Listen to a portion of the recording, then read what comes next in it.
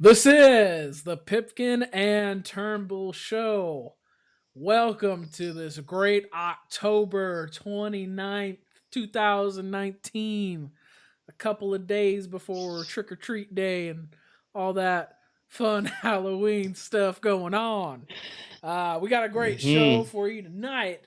One thing that excites me about this time of the year, you know what excites me, Jamie, about this time of the year? Do you know what What happened is on Sunday? what? What? So the four major sports on Sunday all played, and that makes me extremely excited. You had you had hockey, you had basketball, you had Hmm. football, and World Series all on one day. It's a Yeah, beautiful thing. It's a beautiful sports all thing. day. That's what it's all about. And we may need Oh to man. try to throw out some updates of some World Series scores, so we'll try to get you updated on that. So we Yes. got a great show in store for us, and so Jamie, can you tell us what's going on tonight? All right, man. So we're gonna look at the power rankings and look at some surprise teams. See who's kind of rising up the ranks. And then we've got in week 11 in college football, we have a very very good matchup coming up: LSU versus Bama. LSU just jumped Bama in the rankings, so we're gonna match up, have a preview for that, and then with last Sunday being National Tight End Day, we're doing Team Pip versus Team Bull, who has our top five tight ends of all time. That's right. It's gonna be That's great. right. Yeah, and a live update on the score. So we got Washington is up 1-0 on Houston in the first inning. So that's where we're at on that score. So let's get into Okay. it, Jamie. So had a lot of things happen on Sunday. Now, Hmm. obviously, a couple of things that we knew going into it still happened. We still had New England at number one, but what I found pretty cool is that Bill Belichick picks up his 300th win over his career, which Yep. is with Hallis and Don Shula, all Hmm. having over 300 wins. But what's cool to Yeah. me is, and I didn't realize this until they showed it the other day, was Bill Belichick's first win was coaching the Browns against New Yep. England, and his Hmm. 300th win was him coaching New England and beating the Browns, which is pretty crazy, pretty cool how that Yeah. all ended up. And so, That is pretty crazy. man, Hmm. I think we've been saying it all season Yeah. long that let's just talk about this Browns kind of collapsing. Where do you think, Jamie, this Browns team is at tonight? Oh man, they are. I don't even know if they know how to play football. Like I can't watch them because I just sit there and all the hype that we had to listen to all off season about how they were just gonna run through the NFL. That Baker was the best. The Odell coming was the best. Listen, when Odell was in New York, he didn't. I don't know why they thought he was suddenly going to win in Cleveland, and so I sorry to all the Browns fans, but I love it. I love watching them implode. Like I think it's a coaching problem. I don't know why they thought Kitchens was going to be able to run that whole band of ego, and so I think they need to start there in the offseason and get themselves a coach that can coach, and then maybe we can start seeing them win. I don't know, 5 games. The But I think what sums up the whole season is they have 4th and 11, and then they realize, and they're out there punting, but then they realize that they wouldn't have enough time to come back and like do or win the game or anything, and so mm, they bring them back on 4th and 16 to go on it on fourth down. That's the crazy part of this all. So yeah, that that that pretty much sums up the 2019 Cleveland Browns to me yeah, in one short summary of how everything's going. But mm, the crazy thing is I think midway looking at this season, I think for sure one tall tale is the need to have your trenches set first when you're building a team. Yes. Where is your Mm-hmm. offensive and defensive line at? Because if you look even at New England's dynasty, they have always been known for their O line. And Oh yeah. and that's part of the reason that Brady can play till he's, I think he's 44 and can play till he's 45 until he's probably Mm-hmm. 60, you know. Yeah. But that's really what's coming through is that this real and clear need to invest into your O line. Mm-hmm. Oh yeah. The I mean, we both played offensive line and we both played defensive line, and so I'm a firm believer that you're as good as your line. And because that quarterback, you can have Tom Brady back there, but if you don't have the guys in front of him to protect him, he's not going to be worth much.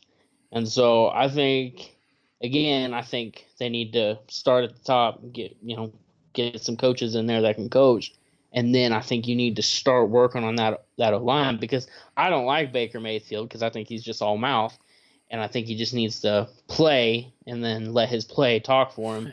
But I think there's your hot take for tonight. Baker yeah, can't play. I'll take it to my grave. But if you really think he's the franchise quarterback, you need to go and invest next year in the NFL draft. You need to go and invest in a left tackle.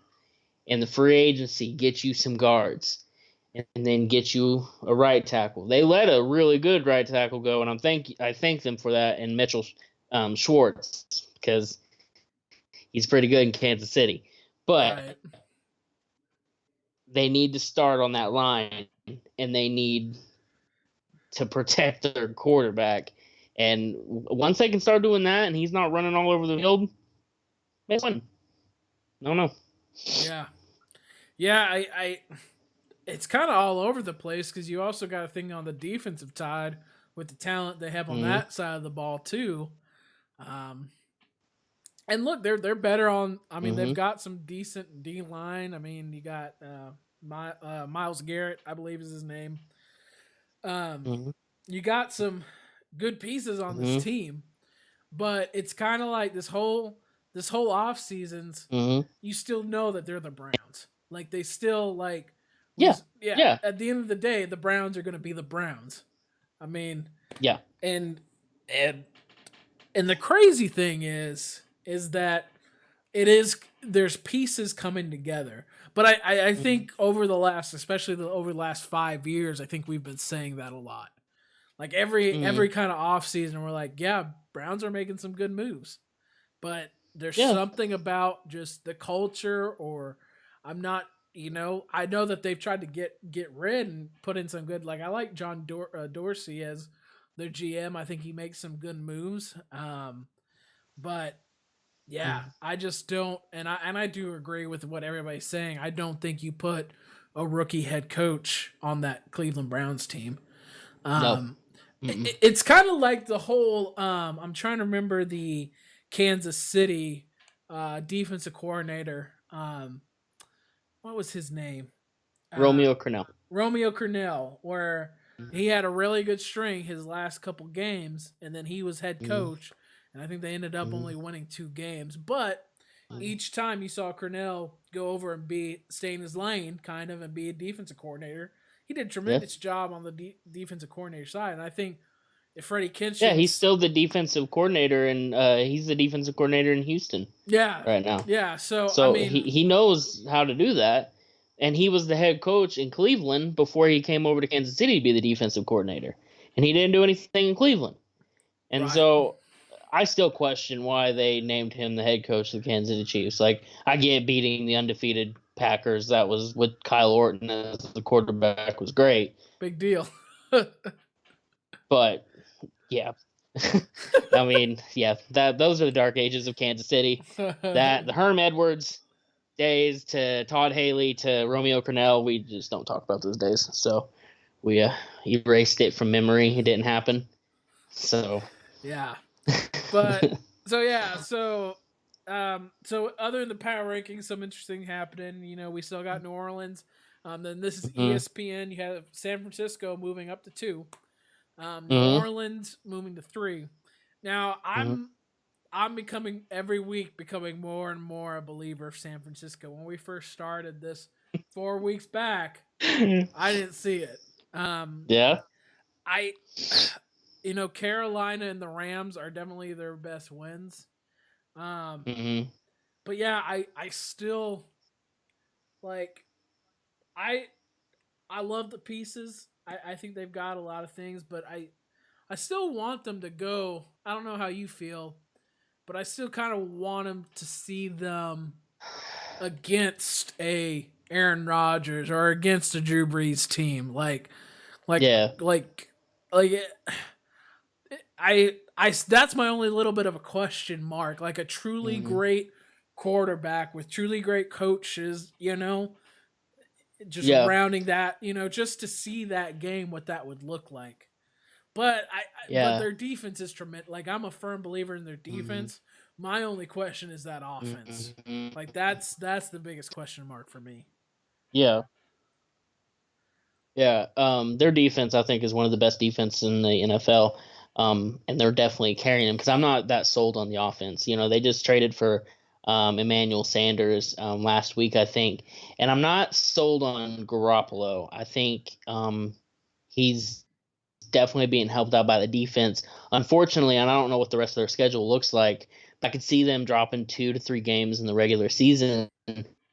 But unfortunately, I don't see that they're going to play a really talented NFC team until the playoffs. And that's when they're going to run into a Green Bay or a New Orleans. Yeah, And then because when we see, all right, how great are you yeah, is going to be in the playoffs. because I genuinely and can you genuinely say if I even today if you put them against the Saints or Green Bay, I'm picking the Saints in Green Bay. I would Like pick them over Green Bay. I'm not sold on Green Bay. I'm always okay, going to be sold on Aaron Rodgers. But I think they could squeeze out a win against Green Bay. Against the Saints, no. I would pick New Orleans 10 out of 10 over the San yeah, Francisco 49ers. and that's what we need to see. Yeah. Like I would have to we can pull up maybe their schedule and just see when we'll get Mhm. their matchup, uh Yeah. but that's what I'm kind of waiting to see. Mhm. Um but each week they're kind of like saying, "Hey, we're coming." Yeah. And I'm believing in that freight train of that Mhm. defense for sure. For Yeah. sure. Um Yep. you got so Kansas City is at 5. Mhm. Hard loss to Green Bay, but I thought overall there was some good things, especially with Matt Mhm. Moore. Mhm. And honestly, what's crazy about that game to me, that was one of Andy Reid's better play calling games that I he's agree. called this year. Yep. And I think he's when Mahomes comes back, that their identity still needs to look like what they did, some of the things that they were doing against Mhm. Green Bay. Oh yeah. Yeah, I was proud. Like that was like the only Chiefs loss that I've ever walked away and been like, wow, that was I don't really believe in moral victories, but that was a moral victory. The defense, I thought got after Aaron Rodgers. I thought it was gonna be a blowout. I thought it was gonna be a lopsided Green Bay is just gonna throw it all over us, run it all over us. I thought it was going to be bad, but the Chiefs stepped up and they lost a very winnable game against a very good NFC team. And so, I liked it. Like I was very proud of how the defense stepped up. Like that was the biggest thing because I wanted to see. All right, this is one of the best quarterbacks you're going to face this year. How are we going to do? And we sacked him. We made him throw some that touchdown pass he had where he just kind of lobbed it. Only 2 quarterbacks I know can make that pass, and that's Aaron Rodgers and Patrick Mahomes. And Right. he did it. And Yeah. so Yeah. I was just like, I can't even be mad at that. That was an awesome throw. And yeah, so I was really curious how the defense was. And I really liked how they played, and I was really interested in how Matt Moore was going to play, and I have no complaints. Like, he played good for not playing at all last year, and this being his first start since 2017. Yeah, Yeah, if I he couldn't can, ask for yeah, any and better. and I think they can snag a win against the Vikings if he does what he did against the Packers. Like, you keep him Yeah. in it. You go with the schemes. You Hmm. get these short dunks, and maybe you get uh, some break. But one other thing I noticed is the tremendous difference that Tyreek Hill makes on that team. Oh yeah. Unquestionably. And Hmm. I don't think they have those two losses after I watched Tyreek Hill Hmm. um, earlier in the year, like the Colts and Houston. I really don't. Yeah. I really think I think it was so obvious that, and I think Sammy Watkins was down too Yeah. during a couple of those losses as well. But Hmm. man, if everybody's so threatened by Tyreek that it just opens up even more so than Kelsey. I mean, he's like that's the crazy thing. So Yeah. if they can, the Vikings are another team that are up and coming, and a lot of people I think Hmm. are kind of going with the Vikings against them this week. But Which, yeah, I would. That's smart, honestly, yeah, because I mean the Chiefs are good, and I think they can win. The next two games for them are very, very winnable. Like, we've got Minnesota, and then we've got Tennessee, and so they're winnable. But you know, everybody, when you look at the Chiefs, one thing that I took away from Sunday night was Patrick Mahomes is like a big part of the team. Like, that's clear and obvious. But the Chiefs proved that we can go and we can win without him. And I think that they can win in the Minnesota game. And I know they can win against Tennessee. And because that was something else I wanted to see last Sunday was like, all right, how are we without Mahomes? And I thought we looked okay. Like, obviously you want Mahomes playing. He's an advantage against almost any team. But we proved that we can go toe to toe with Aaron Rodgers without him. So just imagine how we would be with him. And so I man, I'm liking it. I was worried about with Mahomes being out, but I'm really, really, I'm okay with sitting him till the bye. I really am, because I'm very, after that loss, I'm very confident in the Kansas City Chiefs right now. yeah, and yeah, some other great teams rounding out. No, we got Houston Mm-hmm. looking good. I know the J.J. Watt injury is a Mm-hmm. big hurdle for him, but you got good old Mm-hmm. Sean Watson. I think he's the guy in Houston now, anyways. Um, Oh yeah. so yeah, and then you got Indianapolis looking pretty good. Um, Mm-hmm. one of the things, and I know this is a homer thing for me to say, but the I was actually really impressed by, and I know it's just the Dolphins, but the Steelers kind of having so much adversity. I think earlier this year, um, Mm-hmm. and getting two wins in a row. Um, they kind of, to me, are looking like they're on the upswing. Um, Yeah. and and and being down 14-0 or 14-0, and coming back and winning Mm-hmm. that game 27-14. Um, Yeah. those are wins that you want on your resume. Those are wins that you want to see your team make, like come back Mm-hmm. and the second half go out and dominate. And I thought Mm-hmm. that's the defense looked incredible. Minka Fitzpatrick added to the backfield, playing lights out. Mm-hmm. You got T.J. Watt, Devin, Bush on that defense. I mean, if and and I think they are figuring out on offense what their identity is, because I think we really are trying to run. James Conner ran the ball really strong last night. Um, Mm-hmm. And there's really good. I mean, you got Juju Smith Schuster. He's starting to figure some things out. I know early on, only having Mm-hmm. 25 catches so far this year. But that's with he's figuring it out with his double teams. With Yeah. they said last night that he had 7 DBs cover him, and that's what happens when you're number one. And so I think he's starting to adjust Yeah. and figure out how to beat people. But you've got to Mm-hmm. get a couple of the other wide receivers that we thought would give the Steelers opportunities. They've got to Mm-hmm. find a good solid number two behind Smith Schuster, but he's I don't know why people question his if he should be number one.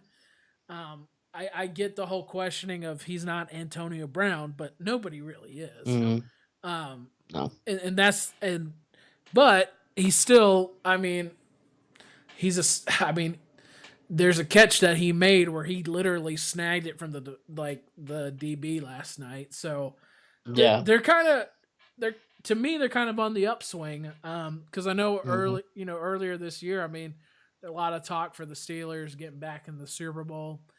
Definitely don't Mm-hmm. say all that, but it's interesting to see this team with as much as what happened early on in the season, are still looking at a shot at the wild card. Um, Yeah. I can it see them. and at this point, based on what we've been seeing the last couple of weeks, and I know we had that conversation where, um, who would top the AFC early on this year, and at first it didn't, we didn't know. I mean, you looked at but I think Baltimore and the Steelers. I think the next Baltimore game is going to be a huge game. Mm-hmm. As it always is, Baltimore Steelers. Yeah. But to me, the AFC North, once again, it's going to be between Baltimore and the Steelers. Um, and so, but just Yeah. there's a lot of good things that the Steelers are doing. So that's one thing that kind of that that I liked on Monday night, seeing what they were able to do. Are there any other teams that Yeah. you're kind of looking at and seeing any kind of Um. teams on the rise? I'm looking at the AFC South. That's a very interesting division right now, with Indy and in Houston, Jacksonville, and Tennessee only being one game back from both Indy and Houston. I think that's definitely all those teams are worth paying attention to. I'm kind of looking at Jacksonville right now because I think I think they're going to come on at the end, towards the end of the season. Definitely could be a wild card team to look for. Yeah. All right. That's really all I got right now. So that was the week 9 power rankings. Moving on Mm. to a little bit of a preview, and probably even next week, we'll even preview it again. But got a huge Yes. once again. Everybody's saying the game of the century for the third time. Mm-hmm. Um, you got Alabama and LSU meeting again at 1-2. Um, Mm-hmm. this this is playing out to be, as we always say, every single time. It's going to be one of the best ones that they've Mm-hmm. played against each other. But what's going to be interesting is the um, the offenses. That's the huge difference. You're not going to see a 9-6 like the original game of the century where they couldn't get past the 50-yard line barely. Mm-hmm. I don't think that'll happen. But at the same time, I don't think it's going to be a heavy shootout. I think, honestly, it's going to be kind of like what we saw with the Chiefs score, like on Sunday night. You're going to get Mm-hmm. like a 31-28, 31-24, something in there like that. Yeah. One of my biggest things, and this is concerning Alabama, what I don't think people give enough credit to Alabama is how strong their secondary is. Yeah. All we've been hearing is that Bama doesn't have the same defense. Bama isn't the same 5 years ago. But here's the deal: the college game isn't the same like it was the first time these teams met up. Um, the Yeah. if looking back then, it was heavy front seven, right? But then you started seeing all Mm-hmm. these spread offenses starting to come and give Alabama a huge problem. The loss to Auburn, loss to Ole Miss, the loss to Texas A&M and Johnny Manziel. It was because they didn't have a strong DB, they didn't have a strong secondary because all the focus was on their front seven. I believe this is one of the most talented these past two years, probably one of the most talented DB secondary units that Bama has had. Now, last year Mm-hmm. against Clemson, they got torched, but this build up to where these DBs are at is they've got to be the top, to me, one of the top secondaries in the country. So, with that, Joe Burrow, I don't think has not faced a secondary like Bama's. So No. I think with Tua, I think Tua is the thing that makes him is he is such a, to me, he's just more natural in the ways that he tries to get the ball out to the open receivers. And part of it is too is Alabama, this is the best wide receiver core that Alabama has ever had. Um, Yeah. and so but Tua, I just think talent wise, just sees the field, unlike any other guy that I see in college football right now. Um, and I do think even with his ankle injury, he's gonna be back. Yeah. He's gonna be playing that game. I don't really doubt that at all. Um, but yeah, and yeah, do I think Alabama can win without Tua? I don't think so. But they showed kind of against Arkansas that it would be a close game. I think, Yeah. but that's what I'm kind of seeing. I'm really interested in seeing this secondary kind of show off its skills against LSU, I Mm-hmm. know that we always say trenches, and definitely that'll be a part of it because if LSU can start running the ball on Bama, they won't even need to pass, obviously. So Bama's front Mm-hmm. seven really got to focus on stopping the run because I really think Joe Burrow is going to struggle throwing on the secondary for Bama, and that's Bama's Mm-hmm. biggest asset. The offensive line for Bama has been coming on. LSU's offensive line has been coming on. They're starting to run the ball well too. So this matchup is probably the closest talent wise that the teams have ever been. Just the way that they Mm-hmm. look, you know. So those are kind of my initial thoughts. What are your thoughts on this matchup coming up? So in my heart, I'm looking at it when it comes to head coach, Bama wins. When it comes to talent, Bama wins. So in my heart, I'm saying I don't see why Bama doesn't put up 40 against these guys and just run away with it.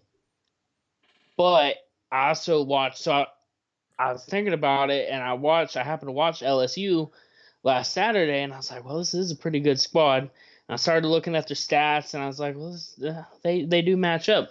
The one thing me and you always preach about when it comes to like high school football and something that is not paid attention to is special teams. So I think this is going to go one of two ways. Either Bama's just going to run away with it and just shock everybody and just destroy the new number one team in the nation, or it's going to come down to special teams. And I could see this team, whoever wins, winning by a field goal. Well, if it's special teams, then Alabama's already lost the game. I can tell you Oh, that yeah. much. If it gonna go down like that, yeah, we lost. we we lost the game. We can't find it. Like we can find the best every position, but we can't find it. We'll never have a kicker. Like Alabama fans go into it being like, no, we're gonna miss that. Like I look Oh, over and wow. I'm just like, Bolibus is just gonna miss it. Like, yeah, there you go, it's a miss. All right, Oh, that's a wow. waste. So if it does come to down, which I hope it doesn't, and you know how field goals have field goals. If the crazy thing is, Alabama's won all these championships, and the only play you ever see is Auburn's that stinking field goal run back for a touchdown. That's all you ever see. Every single year, it doesn't matter. We could win another 8 championships. The one highlight they will always play is that stinking Mm, field goal run back. So it is a I, glorious moment. oh my gosh. And the other thing that people always forget is AJ McCarron. Literally, he threw a 90. It was a 98-yard a couple minutes before, 98 beautiful yard touchdown to Amari Cooper. Nobody remembers Mm-hmm. that except me. Mm-mm. I watched it with you. I was at your house, and I don't remember that at all. I just Yeah, remember you your don't. brother crying because There's a they bunch of ran the field tears. goal Yeah, back. that's right. A lot Uh, of tears. A lot of that tears, was man. that was great. But that's what makes college football great, man. That's what makes Yep. the game great. Oh Um, yes. so getting into it, our top 5 Team Pip, Team Bull, for this session of Team Pip, Team Bull. Mr. Turnbull was telling us early on in the rundown that we celebrated National Tight End Day on Sunday, so it's very Mhm. fitting for us to tell you our top 5 tight ends of all time. So Mhm. Jamie, I'm gonna let you kick us off. Okay, so I'll do 5, you do 5, and then we'll just work up. All right. Oh yeah, yeah. So Well, you want number to do? Yeah, we'll do it that way. That's good. Yeah. yeah, number 5, I've got Rob Gronkowski. Mm. Uh, 521 receptions, 7,861 yards, 79 touchdowns. He's played for New England his whole career, 3-time Super Bowl champion, and I put future Hall of Famer question mark because I would need to see it because it's been rumored all season if he's gonna come back, if he's gonna come back and play for New England, if he's gonna, and so far he doesn't seem interested in it. I would need to see him come back and get more in the stat wise. The Super Championship, he's there. Like I think 3-time Super Bowl champion. That's awesome. I just need to see more stats. So that's why I got him at number 5 for me. Who do you got? Yeah. Um. At number 5, I have the one and only Mr. Antonio Gates. Oh, So okay. one thing that every time that we do our top 5, one of the first thing we have to apologize for is Jamie and I weren't born back in the 70s and 60s. So granted, I'm sure there are amazing guys and great Mm-hmm. everything like that. It's just part of our criteria is the people that we've seen with our own eyes, Mm-hmm. unfortunately. And my big thing is, once again, what I love to see is the game changers. For Yep. me, Antonio Gates, the prospect of you turning a basketball player into a football player, making him a tight end, going up and getting catches, Mm-hmm. vital to the LaDainian Tomlinson, Philip Rivers, Antonio Gates, an unstoppable wrecking crew at times, um, and Mm-hmm. has he's definitely to me a first ballot Hall of Famer. He didn't get any Super Bowls, Mm-hmm. but just loving, yeah, definitely. You know, I think anybody that watched Antonio Gates during his time definitely was one of the top tight ends in the NFL. So Yeah. that's my number Yeah. 5. Definitely. All right. Yeah, I can't argue that. And yeah, back to the guys that we pick. Usually, we watched them. Like I wanted to put Mike Ditka and Ozzie Newsome on my list, but again, like I had to go with the guys that I've seen, and you know, and now this guy, I was very. I remember him playing my number 4. I remember him playing, but I've seen his stats more than anything else because I was very young. But for number 4, I went Shannon Sharp. Oh, okay. Um, 815 yards, 10,000 or 815 receptions, 10,000 yards, 62 touchdowns. He played for Denver in 1990 to 1999. Went to the Ravens for 2 years and then came back and finished his career with Denver in 02 and 03. 3-time Super Bowl champion and a 2011 Hall of Fame inductee. Um, I kind of didn't really want to put him on my list because I've just heard how like he wrecked the Chiefs a couple times, and there was one thing I heard about he was playing the Chiefs and he kept rattling off Derek Thomas's girlfriend's phone number, and I guess Derek Thomas had a bunch of personal fouls in that game because he was going out of his way to get to Shannon Sharp, and so Good old Shannon I Sharp. yeah, and Shannon wouldn't do but that. nah, not him.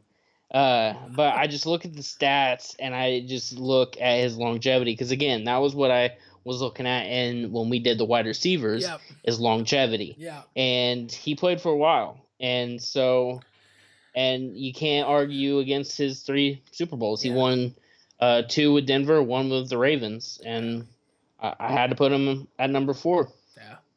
I think yours is longevity, and I think one of my Mm-hmm. highest is game wreckers. Yeah. But Shannon Sharp Yeah. was a game wrecker. I mean, Yes. not putting, but Mm-hmm. yeah, but I think that's kind of.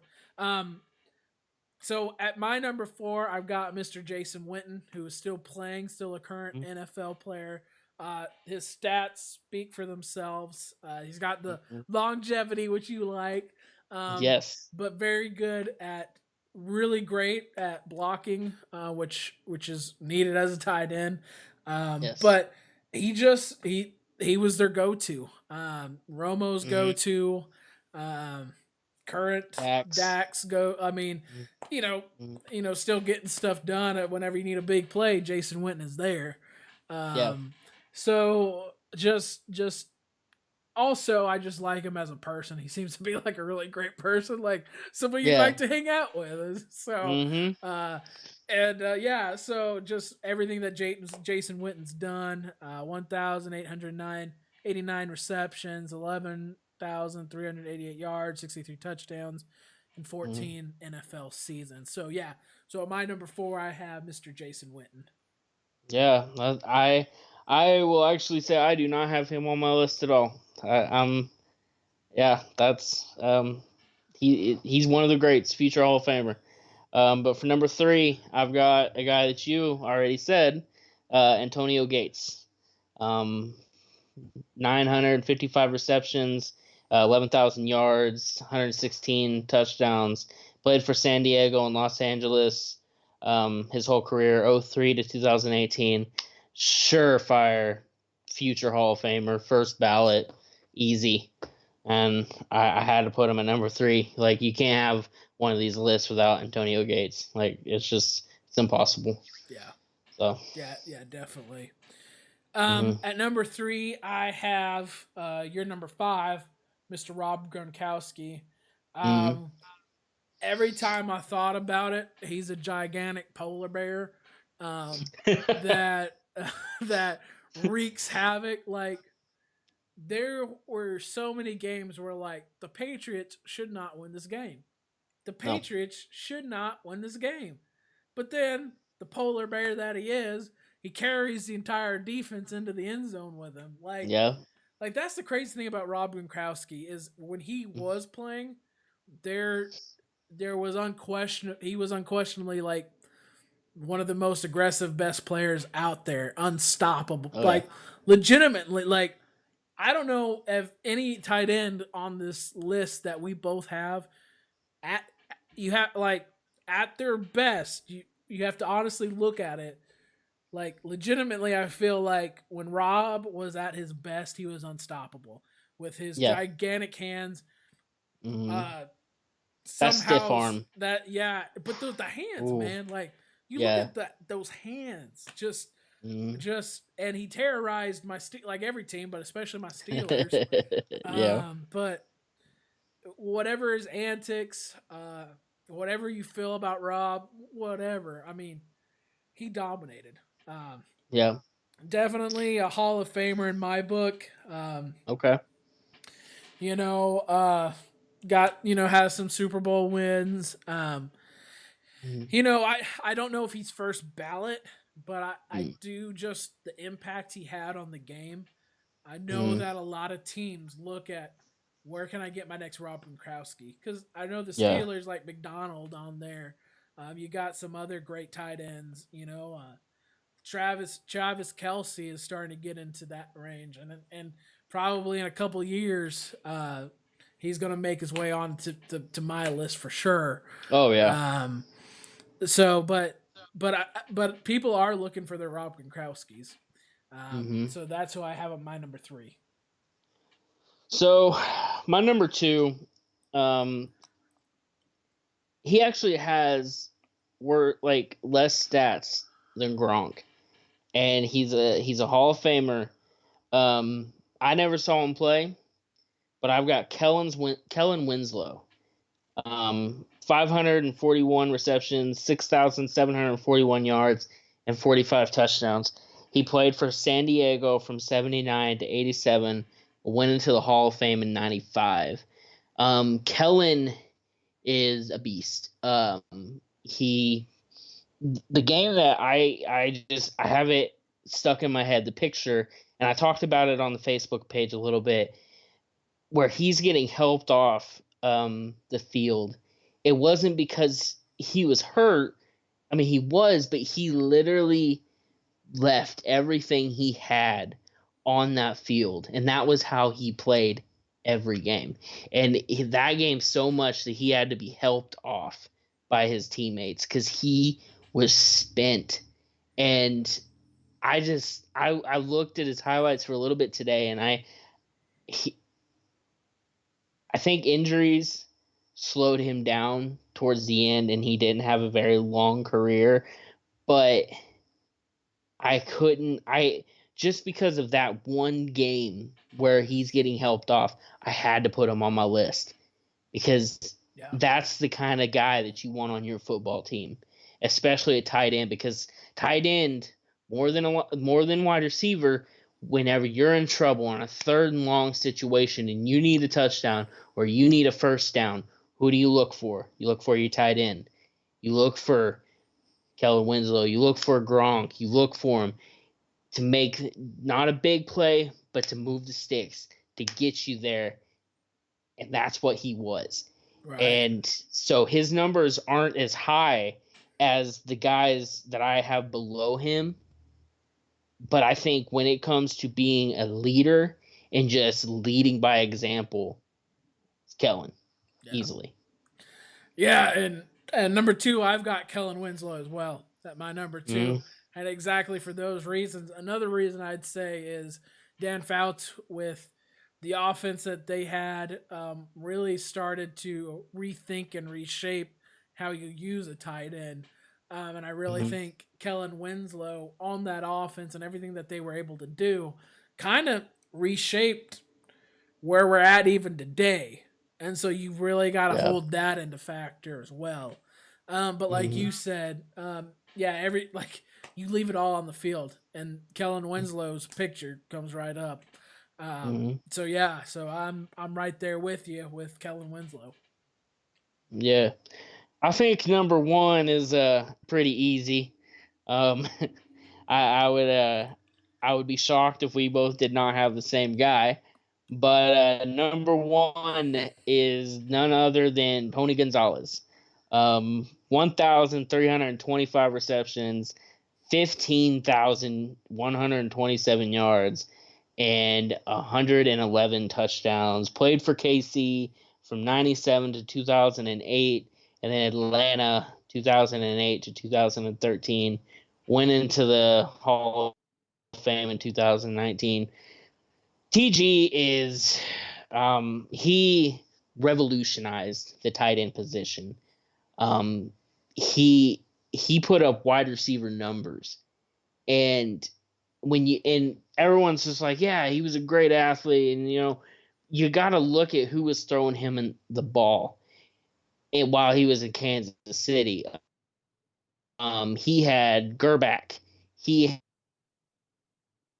had the best one was Trent Green, and then he had Thigpen. He has Brody Croyle, who I know you know. He had Damian Heward, and he had these very bad quarterbacks minus Green, and he still put up numbers, and I just, man, I love Tony Gonzalez. I was so happy. Me and my wife got to go to Arrowhead when he went up on the Ring of Honor, and it was really just a great moment for Kansas City, and I believe for Tony Gonzalez, that he is, when it comes to tight ends, I don't think there will ever be anybody better, because he's just the GOAT. Like I there's really nothing else that I can say about him. He's just the greatest of all time, and so any tight end list you put together, TG's got to be on it at number one. Well, well, So for my number one, I got Heath Miller. Number one in my heart. Number one in my heart. Go Pittsburgh. No. Heath Miller's on there, baby. No. Heath. I love me some Heath Miller though, man. Yeah. Nope. I just had to throw Heath with my. That's my heart. Number Mm-hmm. one in my heart. Yeah, but it's gotta be TG, Tony Gonzalez for sure. It's kind of like Yep. the whole Jerry Rice thing. You can't. There is no debate. It's Tony Gonzalez all the way. Everything Yep. that he did, every aspect of his game, longevity, game record, everything that Mm-hmm. you want in the best of all time. There's just a couple positions in football where you're just like, they're the best. Like, Yep. and I don't, and obviously because it is the tight end position and how grueling that position is, because you got to think about it. You're a wide receiver, you're blocking, you're doing a whole bunch of things, and so it's going to be really hard for any tight end to do what Tony Gonzalez did. Oh yeah. You've got Mm-hmm. some really great guys right now, but that whole longevity thing is like we always look at Tony Gonzalez and we're like, the dude could play now. Like Yeah. he's like the fountain of youth. Like, what's Mm-hmm. Tony Gonzalez's secret? So, Yep. but yes, Tony Gonzalez can't cannot beat him. And when No. he went to the Falcons, he was one of the top Falcons player at his time there too. So He finally got a good quarterback to throw him the ball. Like yeah, I mean, I. yeah, Oh. we got some Matty Ice, but Yeah. yeah. So our top five. So we'll be posting it on our social media. Let us know who you're thinking, who you like. If you like Team Pip, Team Bull, what you guys thought, who we should have included. I know that there's everybody's gonna be like, you should have included this person. This person's obvious. So let us know that. Get some Yeah. conversation going. Like, tell us how we're Yeah. wrong. Let us know. Yeah. But we're always right, especially me, especially Team Pip. Always. Mm. All right. So we got episode 4 in the books. As always, let us know what you want to hear from us. Keep checking back. Just two best friends talking about sports. Want you guys Mm-hmm. continue to hang out with us every week, and we'll just keep trucking along and having some fun with it. So, any last Yeah. thoughts, Jamie?